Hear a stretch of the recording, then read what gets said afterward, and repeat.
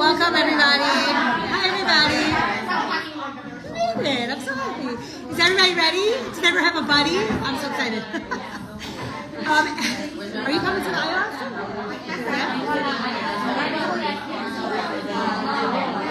Okay, so you'll see when he comes in. Okay. Hi, everybody. Are you the only new one here? I'm trying to think. Yeah? Okay, you'll be okay. Okay, so good morning, everybody. I can't change class, like we're so excited. Okay, I happen to be very excited. I feel like, you know the D's, like you're going to a class trip, like you don't have to wear your uniform, you know, like. So I was like, before I go, I think I'm going to change out of my like Tanya uniform dress that I always wear. You also have your, somebody's here. Hi, welcome. Are you new? No, you've been here before? Yeah. Oh, okay, fine. Sorry, I forgot your name. Shoot. Ahuva. Oh, okay, fine. Welcome everybody. And we're very excited. So after class, which will be like a little bit of a different class today, we're gonna go to the aisle. I have to say that this trip was inspired by Zahava. She's not here yet. She's working today. She was always like, we need to go to the aisle. I'm like, oh my gosh. Okay, so, well, anyway, it's in the schluss of her. So we're gonna go to the aisle if anybody wants to go. Has anybody not been? Ever? Oh, no way. I'm the only one. For real? So, you've been there once? A couple of times. Okay, fine. So we're going to go. I also just have to remind you that just be open about going. Sometimes you go and it's this amazing experience, and sometimes I go and I'm like, I wasn't feeling it. I wasn't feeling connected. But the main idea, obviously, for us now is to connect to this week. Somebody was asking us for the Tisha B'Av schedule in school and shul, and I'm like, well, we still have another few hours till Tisha B'Av. We don't need to. It's very normal. It could be real. I was sending my daughter an email last night. I'm like, okay, so Bobby's coming over before the fast, but we might not fast because Mashiach will be here. You know what I mean? Iran is we're gonna destroy you on Tisha B'Av, and we're really, Mashiach's gonna be born, so it's fine. So we still have that, and I feel it's very special. And if anyone wants to go tomorrow, I'll probably also go tomorrow. But just be open to this consciousness of Mashiach, and I think that's one of the biggest things to me. And I said this Gimel Tammuz is that what the Rebbe gave us was a Mashiach-dic consciousness, and a lot of times I was watching my son's cantata last night, and cantatas are great. I don't know if you're a cantata yet, but it's all about the Holocaust, and it was very scary. And I was started watching it last night, and I was oh my gosh, I'm petrified. I'm the Nazis are coming, and then I'm I wish we could snap out of that. And maybe I'm wrong. I don't know. I don't run cantatas in camp, but I wish that it could be I don't know, maybe and I went to Camp Nos, so Camp Nos cantata was a big thing, but it was all words from Shir Hashirim, and it was all words of Geula. So instead of being scared, we should try to tap into that Mashiach consciousness of that it's very different. This, no way. She's coming on the field trip. Let's go. I'm so excited. Are you coming, or are you just coming for class? What? Wait, there might be more cheers. She's coming. Well, okay, fine. So we're going to try to tap into that and just feel that Mashiach energy, because it's Rabbi Yossi spoke on Shabbos, and I always felt very connected to these words of Tzipis Yeshua. Tzipis Yeshua, for me, growing up was also oh my gosh, it's one of those words when you get to Shemaim, they're going to say, Tzipis Yeshua, did you, right? Did we not get scared of those questions? Did you pack your suitcase, right? So Charlene and Chayav London, everyone's all ready for Mashiach. I'm I love this. Everyone is just tapping into that. Right? I know. Thank you, Hashem suitcase.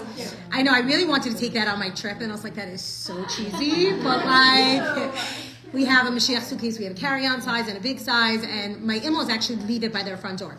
But he's talking about this concept of Tzipis Yeshua and wanting Mashiach, and it's not you don't have desires okay, I do desire Shabbos because sometimes it's very good, but there's no mitzvah to be oh my gosh, did you wait for Shabbos? Did you wait for Yom Tov? Did you count down for Hanukkah? No, but when it comes to Mashiach, for some reason there's this question of did you wait for it? And it's a funny thing, because we always try to imagine something I listened to Joey Haber last week, and he was talking about when you're waiting for an Amazon package, and it's the kid is waiting outside, and literally my kids are 4 more stops till it's here. It's by Leo Moskowitz's house. They watch it coming, but we wait for Mashiach like that? But the way that he was teaching us to understand it is that when you want something so badly, literally to the point, and he gave this whole, I'm not going to go into that whole drasha about, from the Gemara, that there's this, I was telling it to my son, and he's yeah, Ma, it's this and this and this. I'm sorry, I don't learn Gemara, so I don't know this stuff. But this idea of that when somebody, a robber, that guy comes and steals into your house, it's called habab machti, that if somebody comes to steal from you,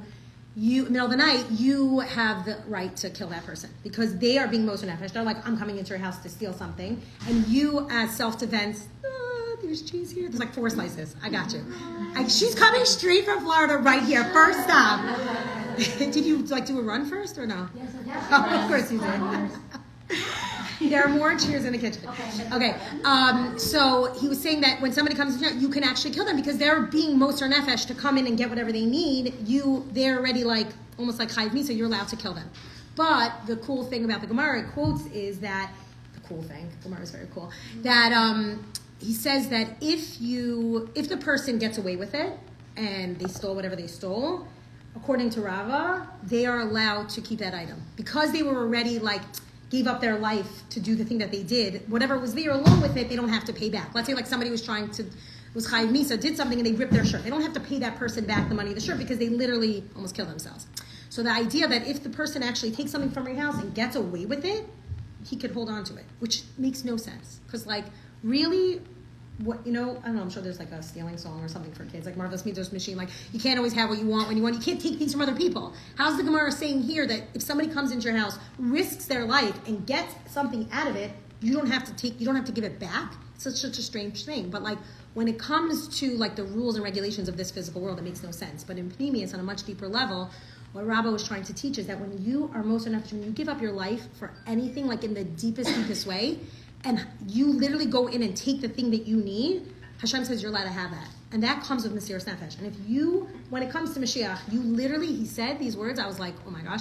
He's like, you have to be a ganaf. Like you have to go in and you literally have to steal it from that person. You have to say, as much as like maybe the rules and regulations say that our generation is not so for Mashiach. Like we're not so holy. Like our grandmothers were saying Tehillim all day. And like I go to Pilates and Trader Joe's and like I do a little Tanya, but like we're not in the generation of my grandmother, and like they didn't get Mashiach. Why do I think I'm going to get Mashiach? And he said, Dafka, our generation, when we probably don't deserve it. And maybe, yes, you read the Sodoros, and like we're further away from Moshe Rabbeinu and our grandparents and our babis and our zaydis.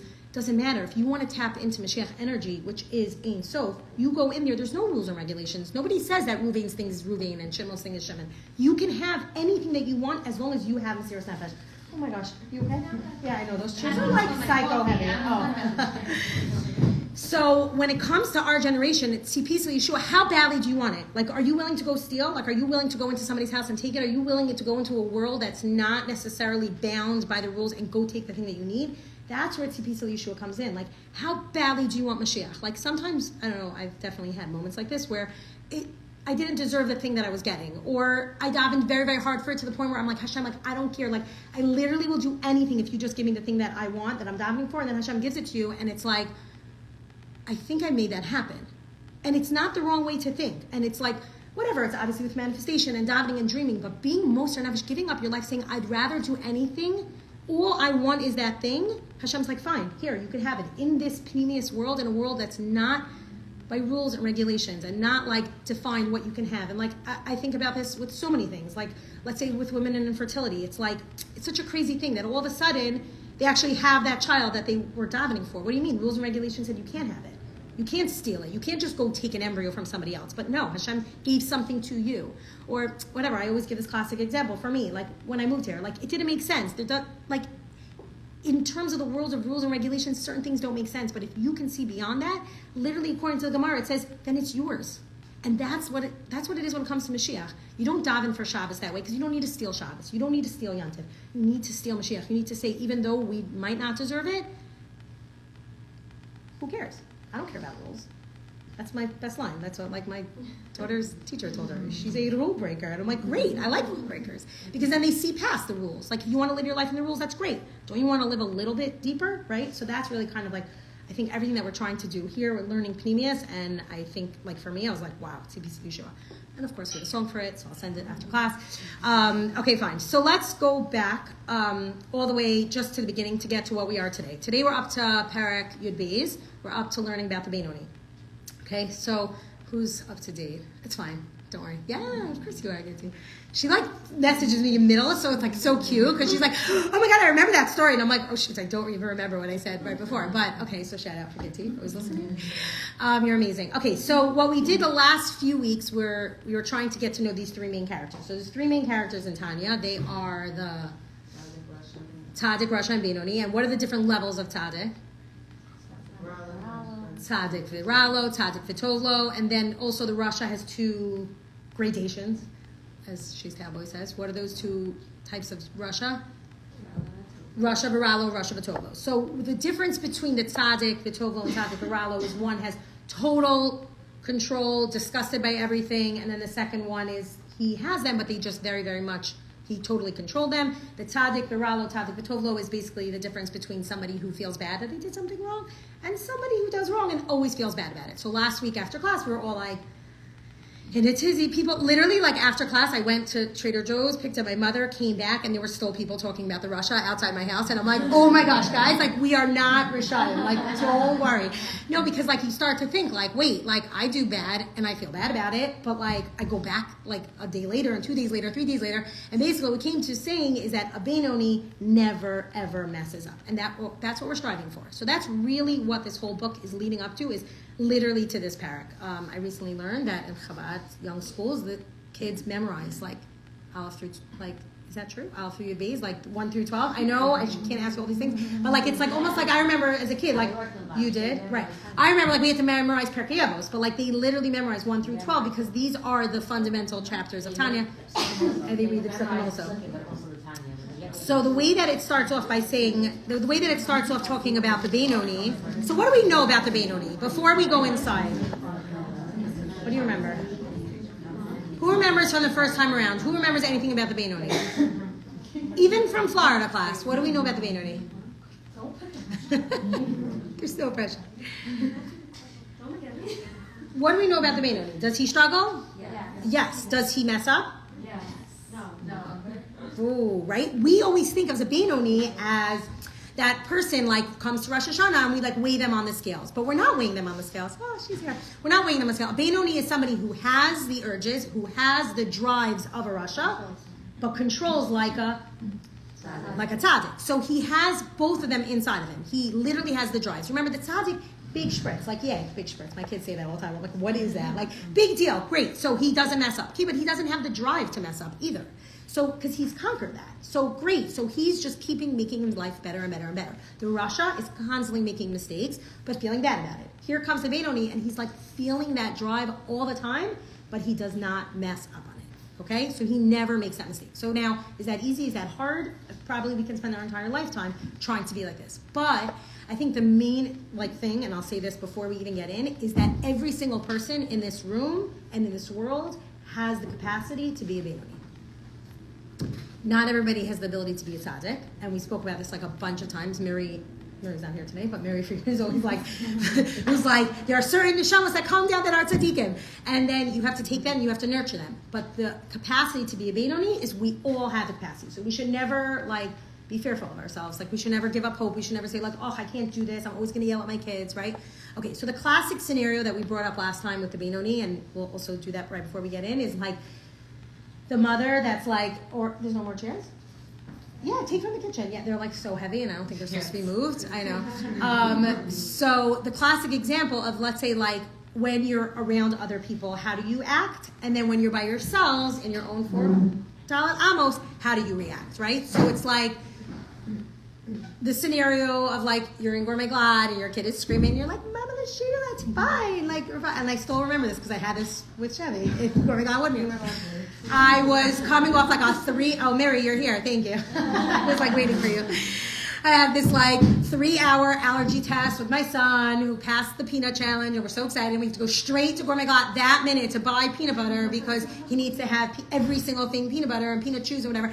And I'm in the store and I'm so tired and I really want to lose it. And there's one cashier and she's open, and then the lady with Express is looking at my thing you have way more than 10 things.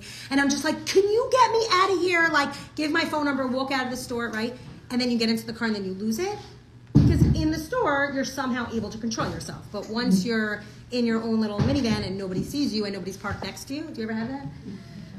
So someone sees you and then you're like, shoot, right? Or I walk into the wrong van all the time because nobody likes their cars. And I'm like, this car is so clean. And then I literally look down, I'm like, that is not my coffee, right? So, but all of these things are happening. Think about it. Do you overthink like yelling at your kid in the store? Yeah. Do you overthink it when you're at home? Okay, fine, if my windows are open or not. Like my old neighbor, Lisa Hertz, we always joke about it. She's like, Faigy, my kids just came home from camp, close the windows.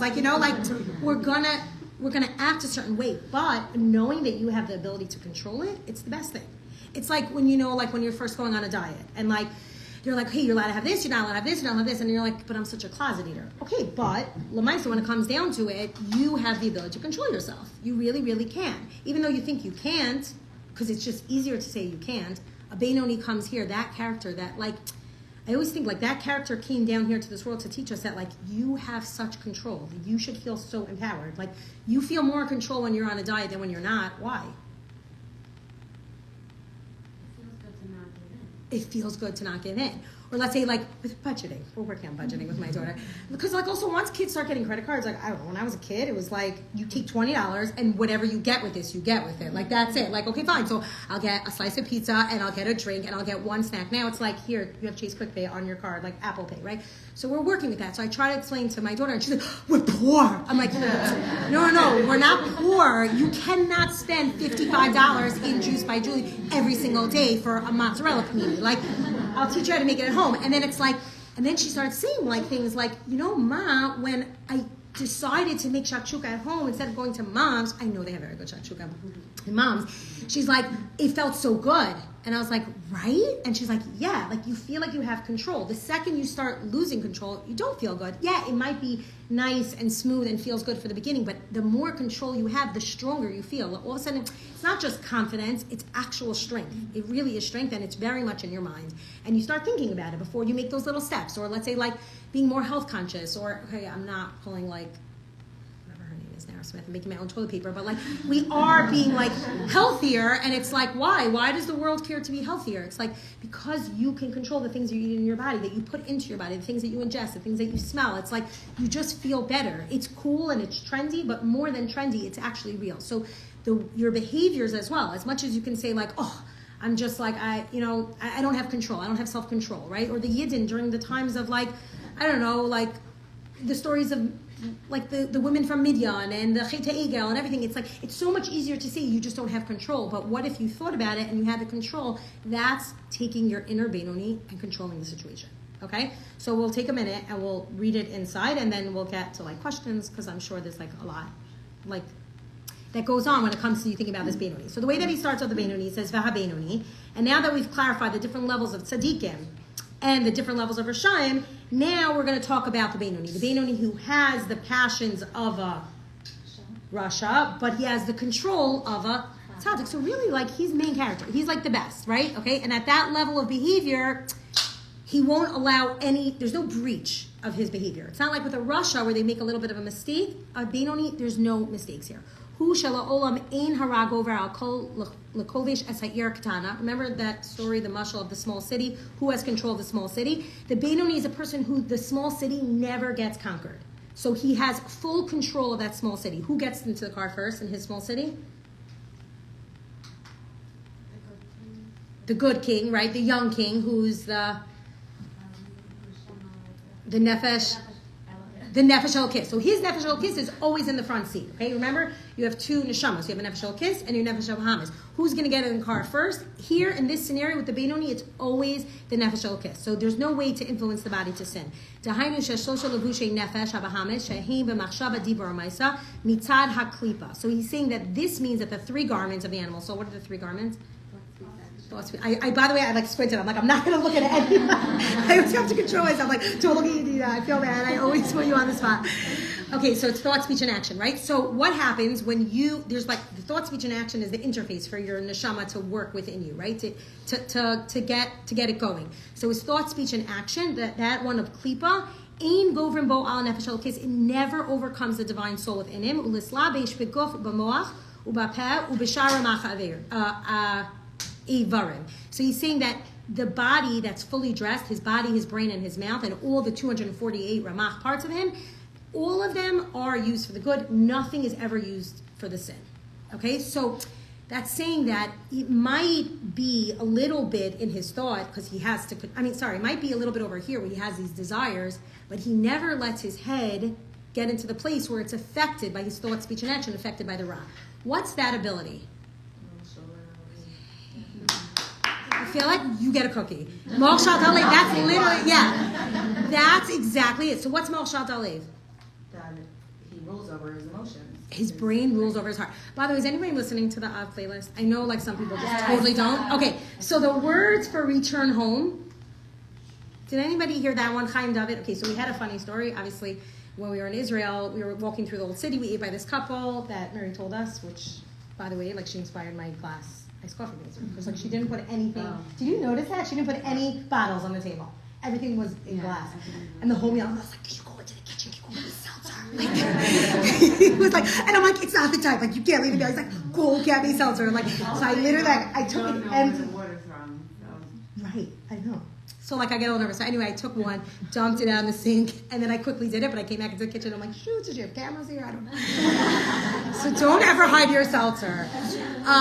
So Friday night we were looking for this apartment, and she's telling us it was on like Rehov Chabad. Obviously, I was like, okay, we're going to Rehov Chabad, but we couldn't find it. And then as we were walking, I think my husband's like, I think Chaim David lives in the old city. All of a sudden, he like walks out of like nowhere, like from behind. Chaim David, like. Does anybody know Chaim David? He sings Yamamai, right? So this song he also sings Return Home, but like he got very little. Like also with age, like he all of a sudden he's like slight and small, and like he walked out of nowhere with a white beard and a white bekasha with a white gartel. I was like, oh my gosh, like where are you coming from? Like, and it was just like an alley with the old city. He's like, oh sure, you go into this family, go up this block down here, whatever. And then I was like, okay, like I need to get you involved in my Av playlist. He's like, what? Who are you? I was like, forget it, never mind, you don't know me.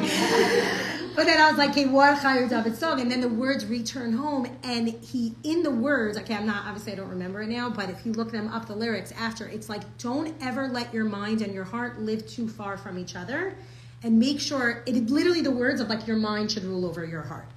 And I was like, what? Like, I never realized this. I knew, obviously, the song was very, like, it was, that whole album, that Ish Kodesh album is very like pneumistic, but the words are literally merging your mind and your heart and your emotions and your thoughts, and then when you do that, then you become home. That's really how you become one. So like, you'll hear the words and you'll be like, oh, okay, this is Tanya. Okay, so that's what it is, Mo'ashat Alev. So what does he do? V'lo avar aver miyamav. And once he reached that level of Benoni, which means that he never does anything wrong, once he reached that level, it's as if he's never committed any sin in his life. How cool is that? You know, I'm like, I love Tanya because it's retroactive.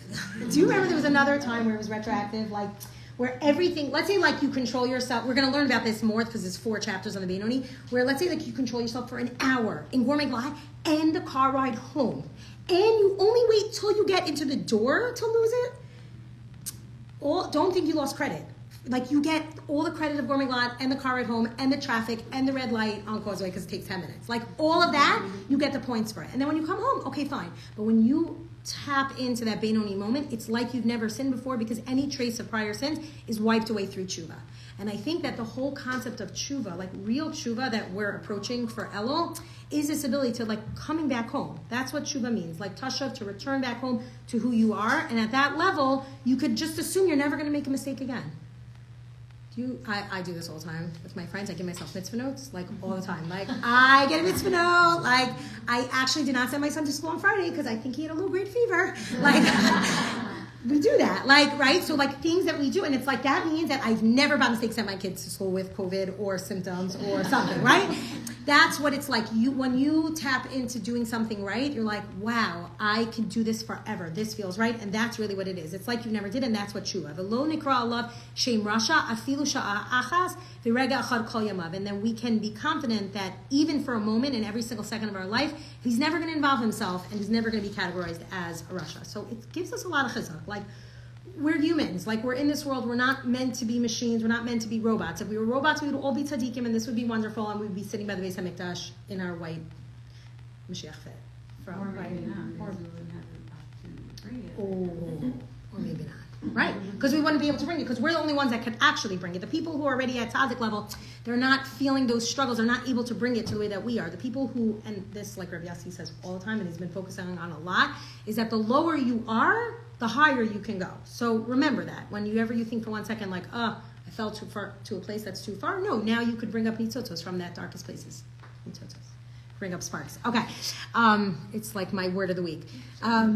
Okay, so at that level of Benoni, internally he's conflicted, and it's all about having the control, like he was saying, of the intellect over the emotions. And here we have this one line, Achu mahosva atzmas nefesh alokis shehin asar v'chinaso. However, in the point where a Benoni, where he hits his deepest core, which are the 10 powers of intellect and emotion, lo lahan levadan hamlucha v'amshala bi'er katana. They are not only, there's nobody's going to let him, they're not coming to dominate the small city. Like, you don't have to worry anymore. That's really the idea. We don't have to worry anymore. We don't have to get to that place. A tzaddik has the internal experience, but the Benoni, the tzaddik has these experiences, right? Because the tzaddik overcomes something, but the Benoni he's the one that's conflicted. Remember, it's very different being conflicted. Think about and I try not to compare children.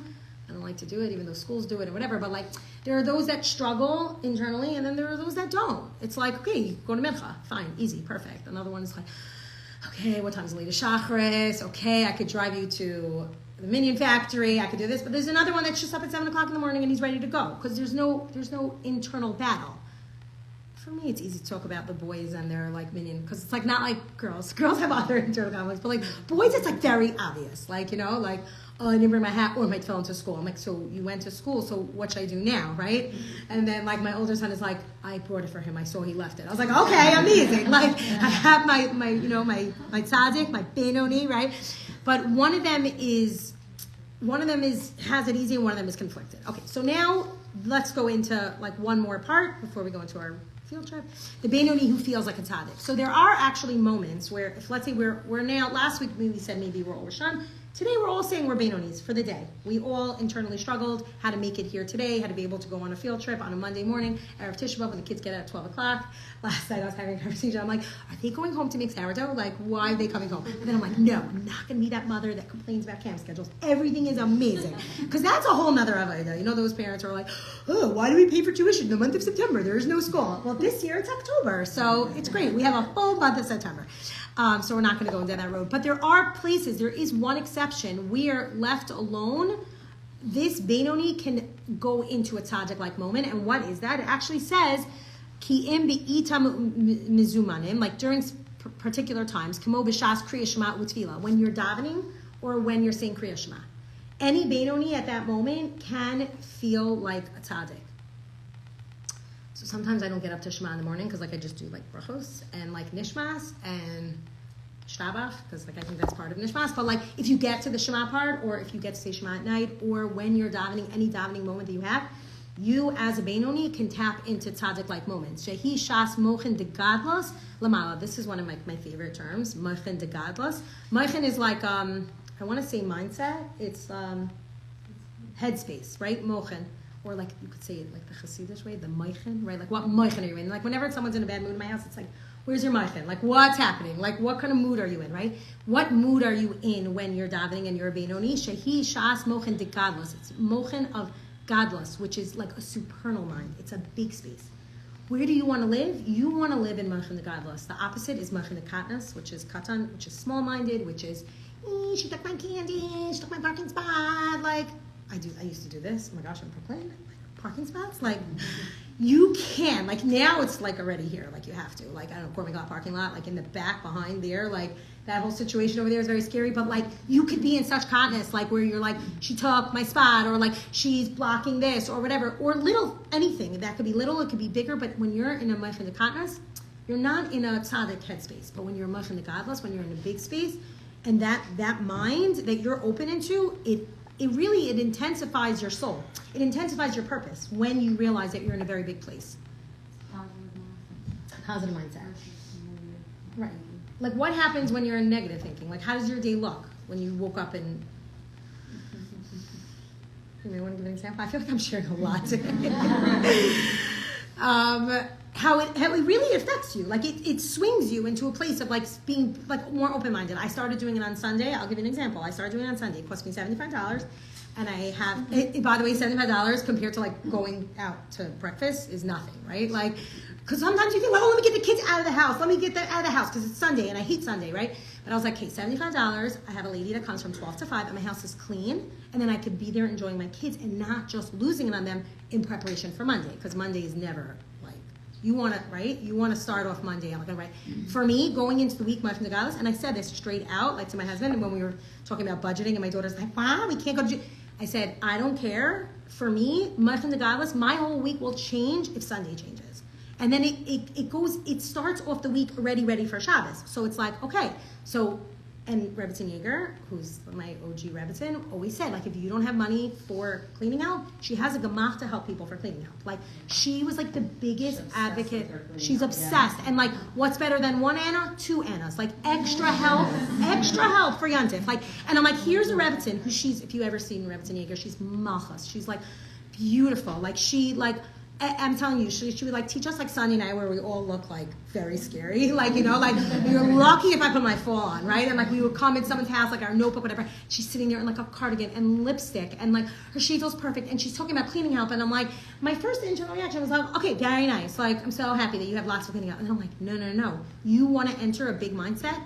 If that's what it is for you, then let that be that for you. Like, if it's clothing for you, if it's shopping for you, if it's something before Yontif, whatever it is, enter a headspace with that Meichen de Gadlus, and you're good to go. Because it says here that if you live in this mind space, it says, according to Kabbalah, your mind is influenced by the state of the supernal mind at any given moment. And when that output signal is very intense, when you open up yourselves, right? Like everyone's talking about being open, right? When you open up yourselves to that, your soul then can pick up more easily in this world. Your soul's like, oh, I know big spaces. I come from a big space. You put me in this little trap body that says I have to be rigid and I have to be... No, I want to live in a big space. So that's really where your soul can live.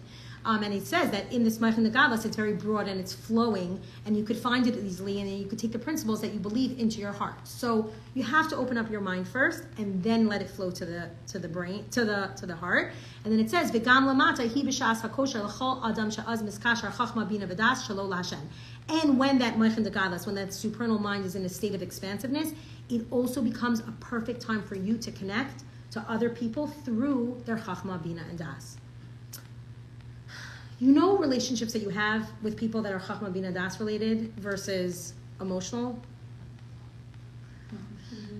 You know that. Like, we don't have to go into it, but we can already say that we're already people that are living on Chachma Bina Das levels. We are, because whatever you've accomplished, whatever you learned over Tanya, over this year, over this week, it changes you in a way that I've never learned Torah before. It's changed the way that you think and the people you connect to. So it says, Lahamik dato b'gdulas ein sof baruch hu, and profoundly meditate on the greatness of Hashem.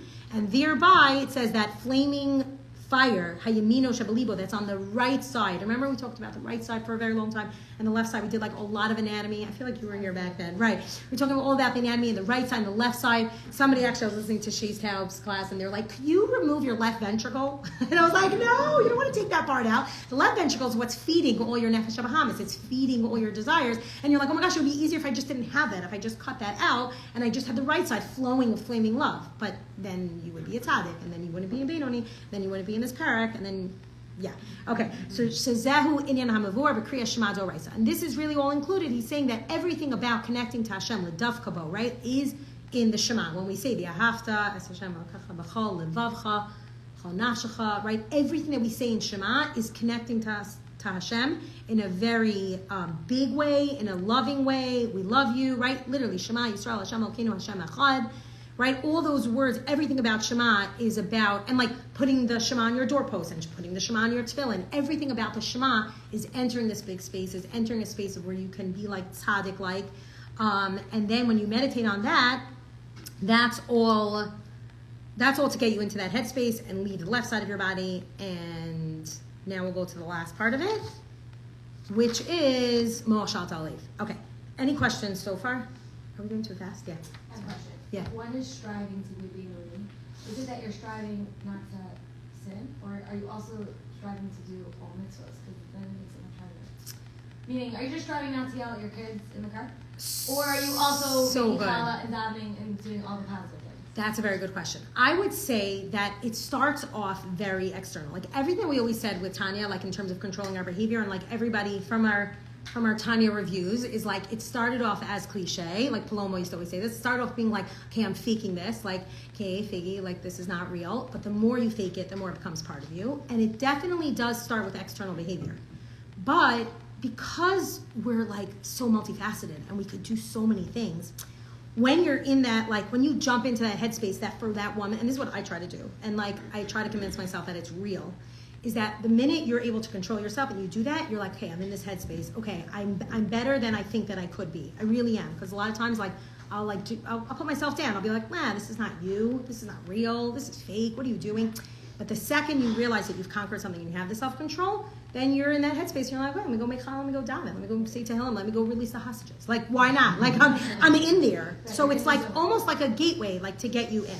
And I'm going to turn to Mary to make sure that's right. Is that right? Sorry. Also, just to add, like the external, you see results much faster than the internal. So, like I think if you reflect on all the external things that you've changed, it helps you almost have like a good self-esteem. You're like talking to yourself, like your inner self, of like, I got this, I got this, I got this. Oh, like let me attend this internally, because internally no one really sees it. It's just you and yourself. Right.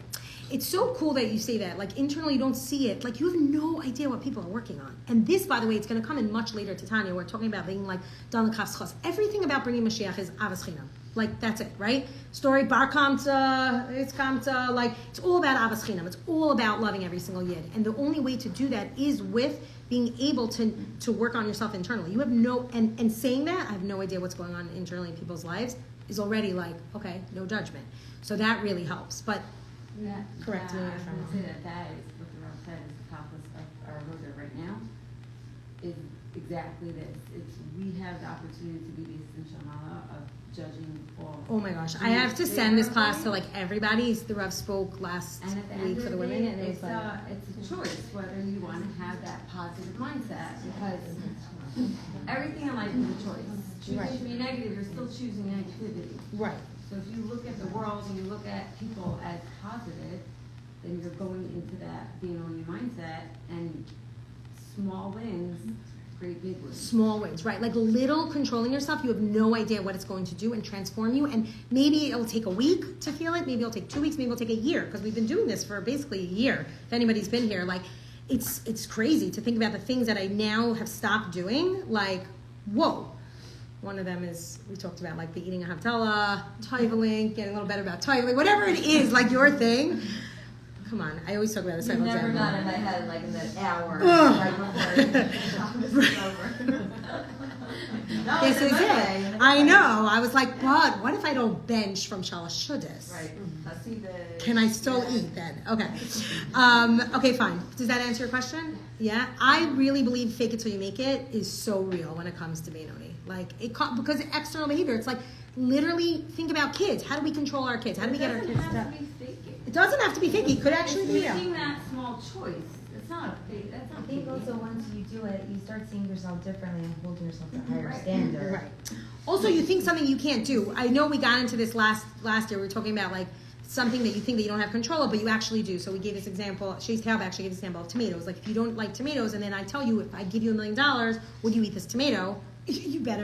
You're gonna eat the tomato, right? Happens to be yesterday, like I actually ate my first tomato of my life, and I was like, I ate tomatoes yesterday, and I was like, oh my God, Moshe Talib. My husband was like, just enjoy it with the cheese and crackers. I was like, you have no idea, like I don't like tomatoes. So I put a lot of like condiments on it, whatever, but I was able to swallow it and not think it was just, I don't know, to me it's like a slug. I cannot do, it's like a sensory. Nobody, but like if I can eat that, I can do a lot of other things. Like I could overcome that, I could do a lot of things, right? Try it. Now you'll try it. Okay. So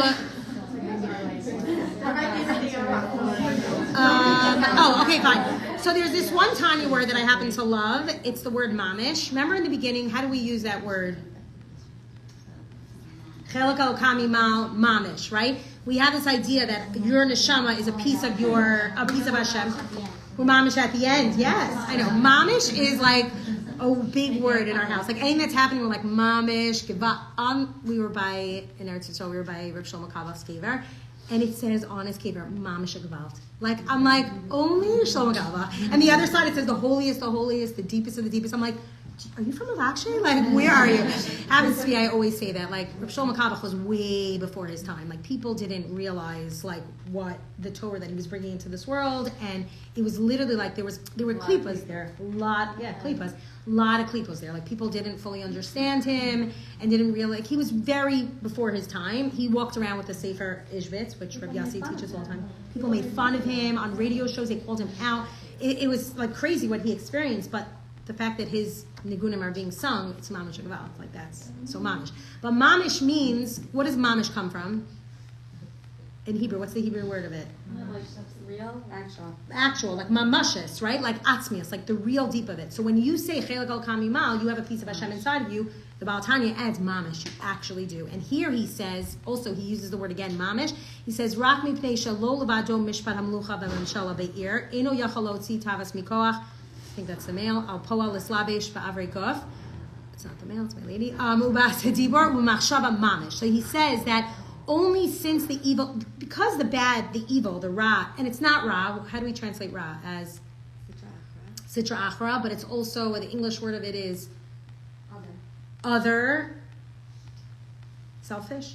Remember that word? Yeah? That it's selfish. And selfish is sitra achra. Sitra achra means the other side. It's not connected to Hashem. But he says, okay, we have a guest, okay? That actually, how it affects it. Okay, are you guys going to be okay with this? Okay? I know. I'm like, so what? I'm very much embracing, my, hey Bobby. Okay, this is Bobby. And I know, you're all like, are we pumped? Like, what's happening? I'm a candidate. I can get $100 if I I feel like people are watching and they're like, what is happening? So we have Yaakov over here, okay? Okay, so I'm so scared. I feel like we're having a surprise party. It's like, okay. So you on the street just joined us. Okay. What? Oh, if we advertise, we're getting more chairs. Okay, so here's the thing. Yeah. I need to know. Send me the link. You need to 10. I know, I do. We need chairs. Okay. Basically, what I was trying to get from here, and I'll stop here, is that, like, the behind the scenes of what's really happening here. Like, the undercurrent of Thank You Hashem is, like, as much as we try to hide it with, like, music and swag and all that stuff, I think at this point we're really not trying to hide it. And it's like, the Baal Shem Tov had an Aliyah Neshama. He went to Shemaim, he spoke with Mashiach, and he's like, how can I bring Mashiach, right? So this is Yeshua. You have to spread out. You have to spread light. And this is what we're doing here. And it's like, and if you talk about fake it till you make it, maybe it's not fake it, believe in it until it actually happens. And this is what happens every single day at TYH and with Yaakov and with the whole team over there. They're just rolling out content, like Mashiach content, like what Chai of London is doing with, like, her clothing. Like, you see it. It affects us in a second. Like, everything is content. That's what it is. And getting us ready in whatever way we can be ready. And for us, like I always say, like us women of the Five Towns who sometimes get a rap of, like, shopping in Clementine Lululemon bags, which are amazing. Halvai should be Lululemon bags, actually. Or like Celine bags. But that's fine. We maybe get this rap of, like, like, what are we doing here? Like, are we ladies at lunch? No, we're actually ladies that learn. And I think seeing the behind the scenes of what's happening here, that nobody's being paid here to come. No one's paying you to come. This is just organic Torah spreading.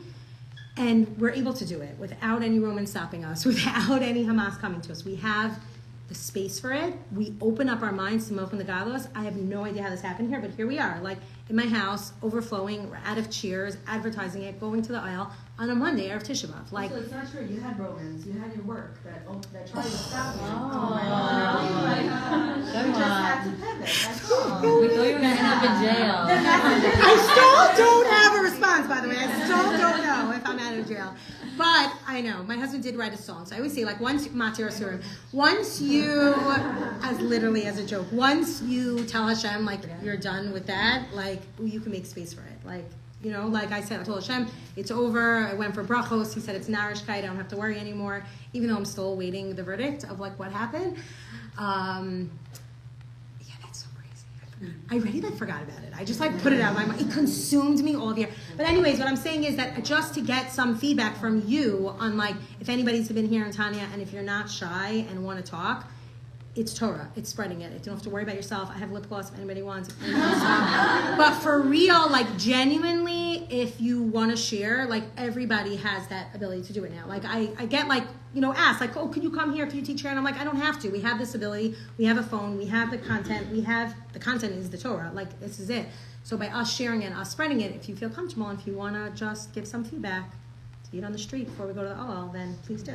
Okay, but before we do, I'll just end lastly with the main first Tanya tool, which is Moch Shalta Alev. So he says over here, what is Moch Shalta Alev? He says, Shakach notzer ha'adam b'toldaso, that every human has the ability to do that. You should never think oh, I'm not a tzaddik, or oh, I'm a person who messes up all the time. The second you realize that it's built into your DNA, that you have the ability to overcome it, Moch Shalta Alev, it's built within you. Shakol adam yachol b'rtzono shebemocho, that every single person has the willpower in his brain, shebemocho, lehisapik ulimshol beruach tavoso shebelibo, that this means that any person can restrain himself, can control himself, can not yell at their kid, could not lose it on their coworker, could have patience for the pharmacy on the phone, whatever it is, little, but also big.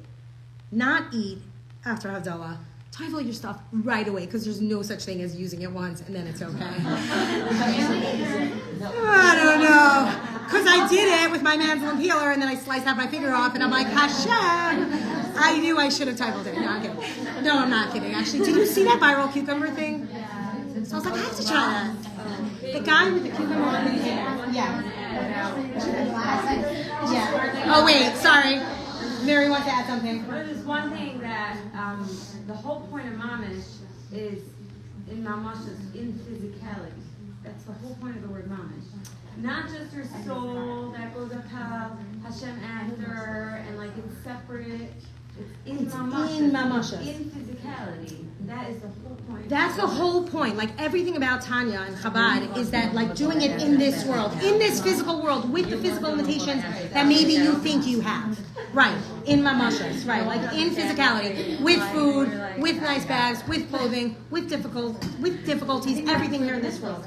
Yeah. That's where the mitzvahs come in. Right, because they're physical. They're here, you want to engage in this world, here's 613 ways on how to do it. And you interface it with your thought, speech, and action. And then you let it come in. Okay. There's also amazing. It reminds me of the Dir B'Tachton and taking all these things and whatever.